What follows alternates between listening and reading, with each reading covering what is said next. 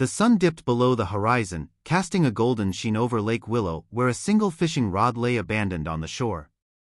For years, Mike Tanner had cast his line here, seeking solace in the quiet ripples, until the HOA slapped him with a fine, calling his sanctuary unauthorized. They didn't just take his peace, they humiliated him, mocking his simple life. But Mike wasn't one to bend. What would you do if a petty rule stole your joy? Fight back or walk away? This is the story of a man who chose to fight, and won in a way they never saw coming. Mike Tanner was no stranger to hard work. At 43, he'd built a life in Willow Creek, a tidy suburban neighborhood with manicured lawns and nosy neighbors. His small house sat at the edge of the community, its backyard sloping down to Lake Willow, a private lake, or so the HOA claimed. Mike wasn't rich, but he was stubborn, with a wiry frame and calloused hands from years as a carpenter. The lake was his escape, where he'd fish after long days, the water calming the ache in his bones. His wife, Clara, would sometimes join him, her laughter echoing as they shared stories under the stars. But Clara was gone now, lost to cancer 2 years prior, and the lake was all Mike had left of her. The trouble started with a letter. It arrived on a crisp October morning, the HOA's logo glaring from the envelope. The unauthorized use of community property, it read, fining Mike $500 for fishing in Lake Willow without a permit. He laughed at first, thinking it was a mistake. He'd fished there for a decade, ever since he and Clara moved in. The lake wasn't even fenced off, its banks were open, inviting. But the HOA was relentless. At the next meeting, President Evelyn Harper, a woman with a permanent scowl and a penchant for power, made it clear, fishing was a privilege, not a right, reserved for those who paid the $200 annual lake access fee. Mike stood before the board, his flannel shirt rumpled, his voice steady. "I've fished that lake for years. Never needed a permit before. Where's this coming from?" Evelyn's lips curled. "Rules change, Mr. Tanner. The lake is HOA property. Pay the fee or stay out." The room buzzed with whispers. Neighbors he'd known for years avoided his gaze. Mike could have paid the fee, his savings were modest but enough, but it wasn't about money. It was about Clara, the memories woven into every cast, every ripple. The HOA didn't own that. He left the meeting, jaw tight, and kept fishing. The fines piled up. $500 became $1,000, then $2,000. Notices turned to threats of liens on his home. Neighbors whispered about that stubborn man, as they drove past, their boats bobbing on the lake they'd paid to use. Mike's only ally was old Mr. Jenkins, a retired lawyer who lived across the street. "They're bluffing," Jenkins said over coffee one morning. "The HOA's charter is shaky. Dig into the lake's ownership. You might find something."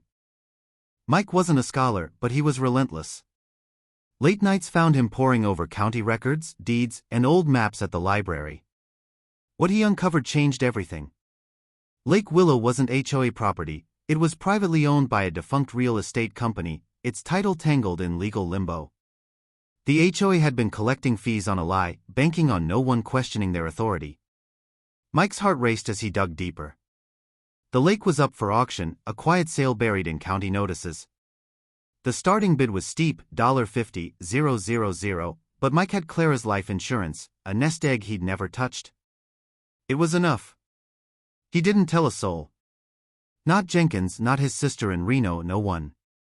On auction day, Mike drove to the county courthouse, his palms sweaty. The room was nearly empty, just a bored clerk and a developer in a cheap suit. Mike bid everything he had, plus a loan against his house. When the gavel fell, Lake Willow was his. He owned every inch of its 20 acres, its muddy banks, its fish. The HOA had no claim. Mike waited a week before acting. He hired a surveyor to mark the boundaries, then posted signs, "Private property, no trespassing." He watched from his porch as Evelyn and her crony stormed down, their faces red with indignation. "You can't do this," she shrieked, waving a sign. "This is our lake."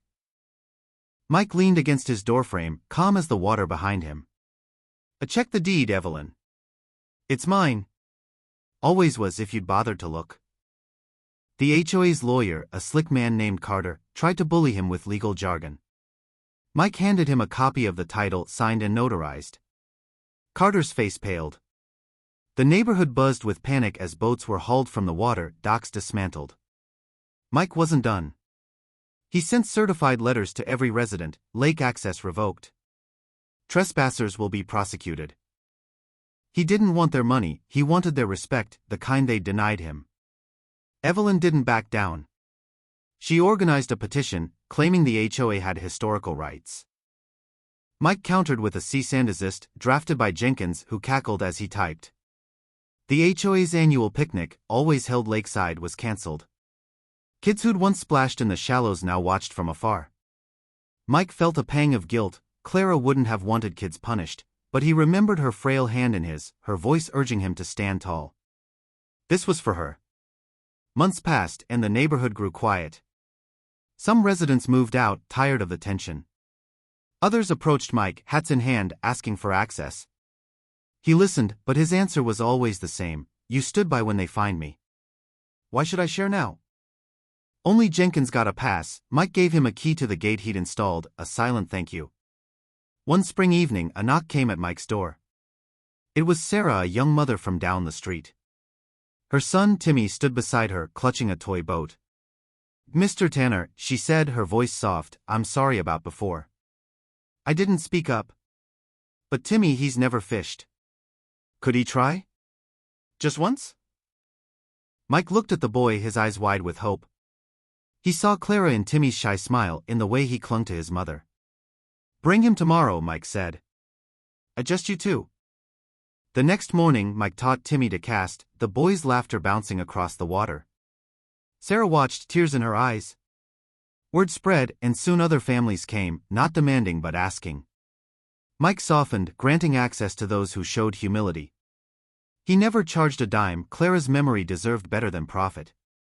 The HOA crumbled, Evelyn resigned, and Willow Creek became a community again, not of rules, but of second chances. Mike still fished alone some nights, the lake reflecting the stars Clara loved. He'd won not just the lake, but his peace. The fines, the threats, they were ripples, fading against his resolve. Lake Willow was his, but more importantly, it was theirs again, his and Clara's, forever. If Mike's fight stirred something in you, join our World Tales family. Hit that like button, subscribe, and share this story with someone who's faced their own battle. Your support keeps these tales alive, and we'd love to have you for the next one. See you in the next whirl.